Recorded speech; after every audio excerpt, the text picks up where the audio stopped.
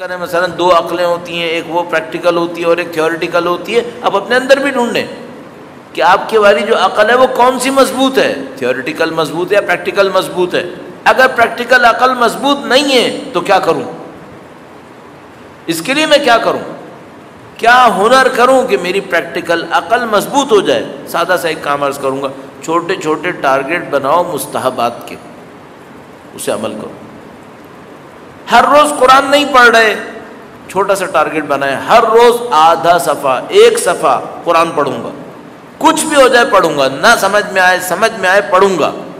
آپ چھوٹے چھوٹے مستحبات کے ٹارگٹ بنا کر اگر لے کے چلیں گے، آپ کی جو عملیاتی عقل ہے مضبوط ہو جائے گی۔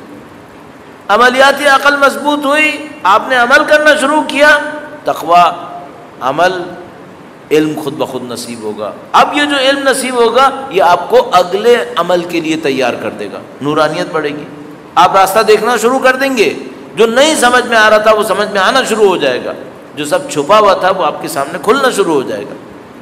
اس طریقے سے میں اور آپ اپنی زندگی کو لے کر بہت جلدی جلدی ترقی کر سکتے ہیں انشاءاللہ۔ خدا ہم سب کو موت سے پہلے منور ہونے کی طاقت نصیب فرما دے انشاءاللہ۔ درود بھیجے گا محمد و آل محمد،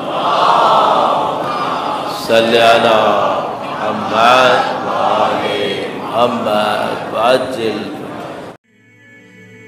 مددی مددی